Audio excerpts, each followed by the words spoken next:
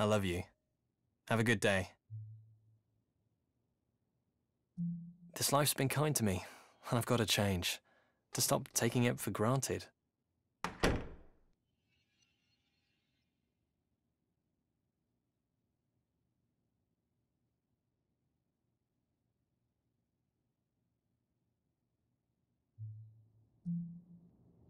I should have looked at this view more. I'll do that from now on.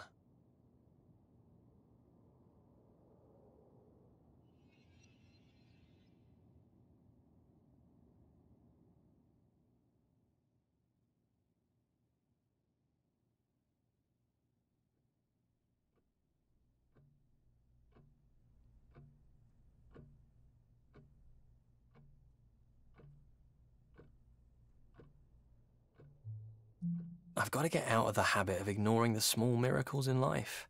I only seem to pay attention when something is wrong, not when it's right.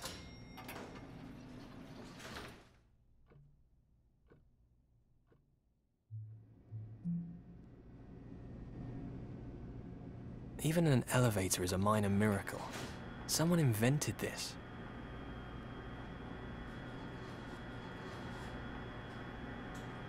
I know consciously that there was a time when this technology didn't exist.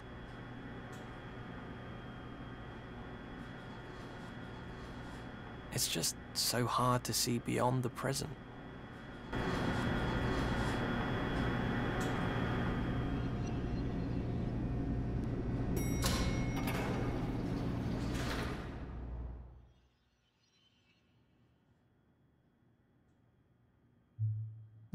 I'm going to change things.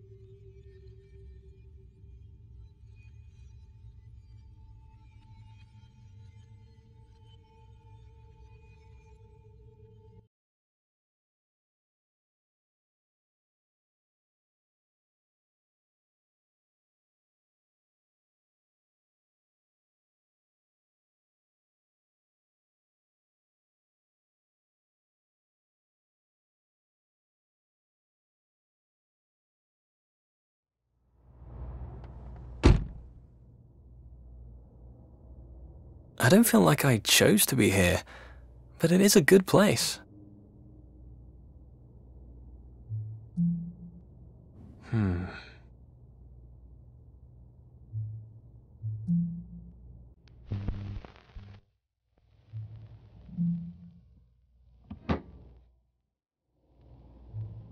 Some of the patterns are worth keeping.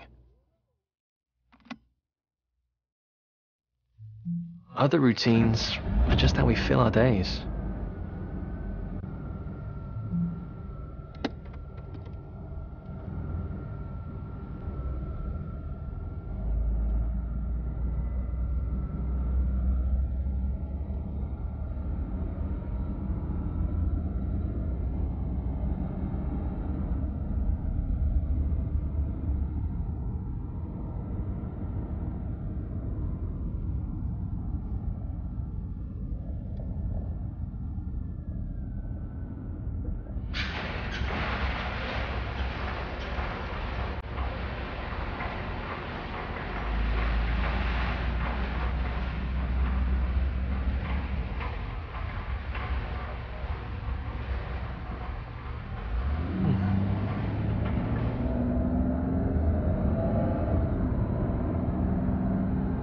I can't believe how lucky I've been, and I took it for granted.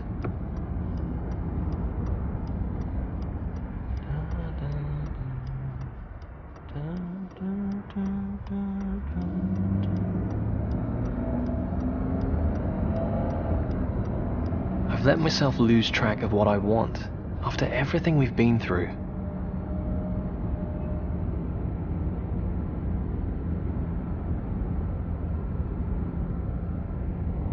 I'll tell him tonight.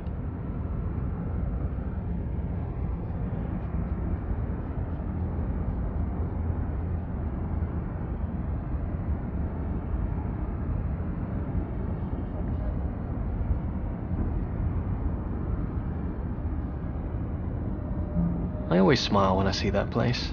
Maybe we'll go there tonight.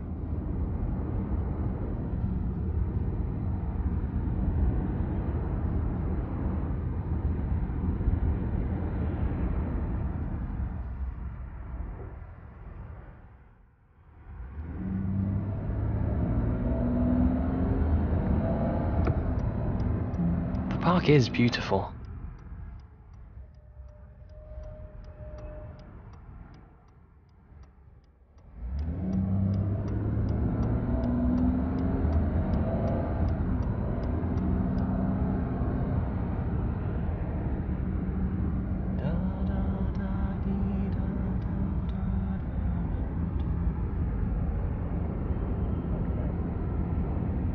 He's got to know how I feel about him. I love him so much.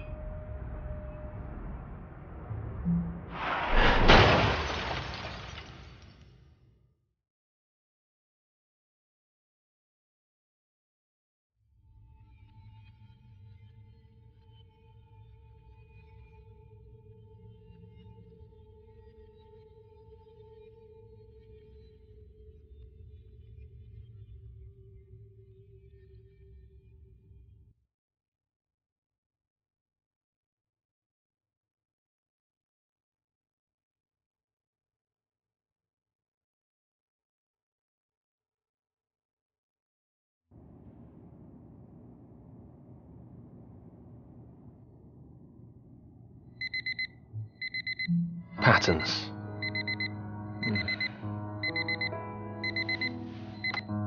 The same start again. The same alarm tone that Harry can sleep through.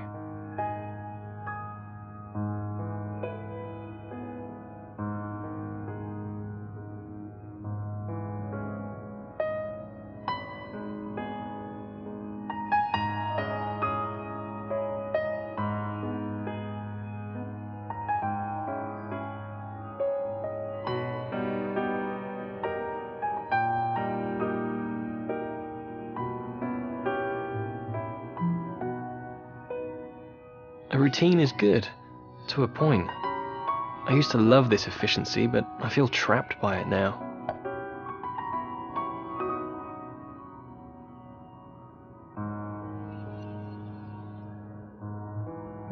I love this painting, and I can't remember the last time I really looked at it.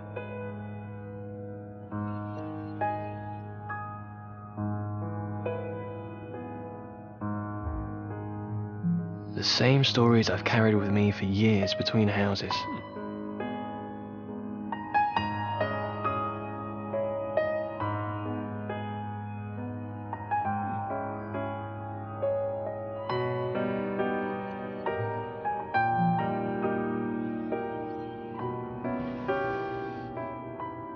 This t-shirt is Harry's favorite on me.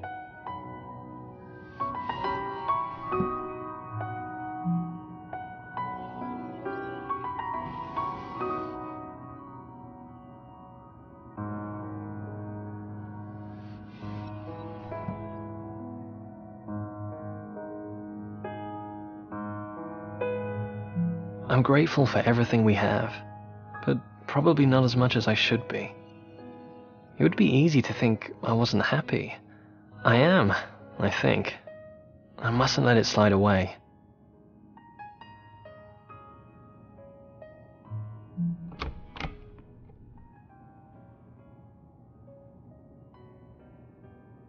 I feel like I should try to break patterns. I usually use the bathroom first.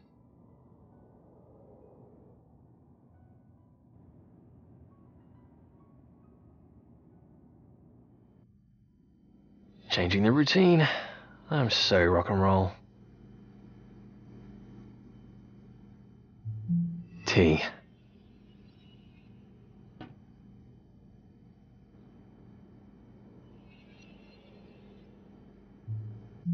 A man takes the lead, Grandma would tell me. I guess I need to step up to the line. I've got a great thing here.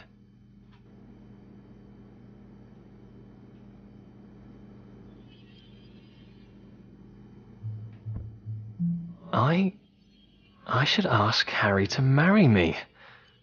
I doubt that was what she meant about taking the lead. Marriage.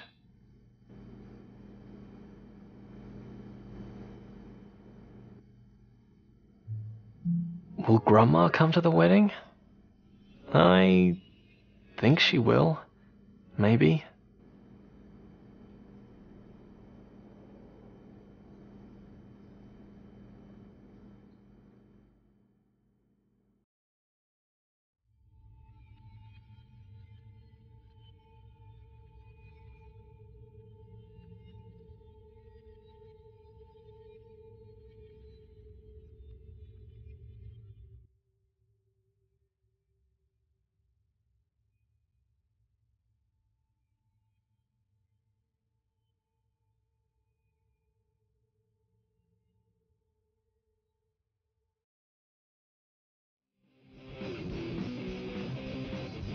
Naturally, as Will's grandmother, I visited Will in hospital on the first day that he was born.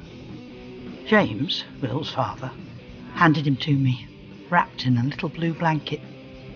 I'll never forget that moment. He was such a handsome baby. James ran 3 London pubs in the 1980s, of that punk sort. He looked awful with that leather jacket and those sort of things. That's not the sort of thing for children. So I would babysit as often as possible to make sure he had someone normal in his life. Will's birth wasn't very easy, but he got here. He was never going to have brothers or sisters after that.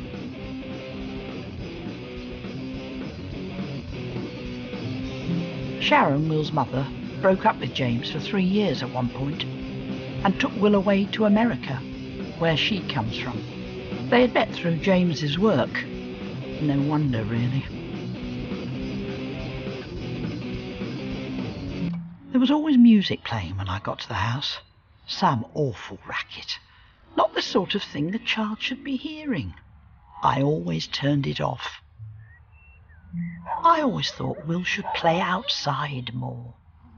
He preferred making up stories, even back then. The magazines that Sharon read were full of paintings. I'm not sure they were very suitable for a young boy to be around, but I don't like to judge.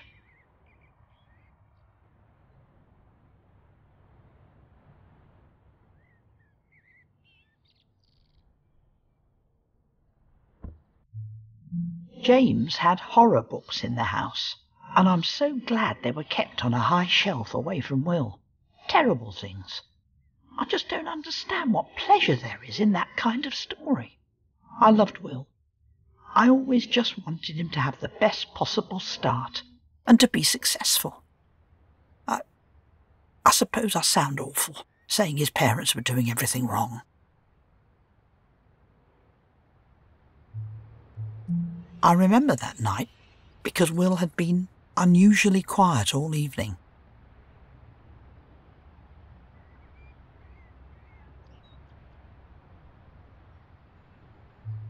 He'd got into a fight at school. Another boy had been calling a girl names because she had dark skin. Will was punched in the stomach when he tried to get the boy to stop. I asked him if he had cried, and he said yes. I told him that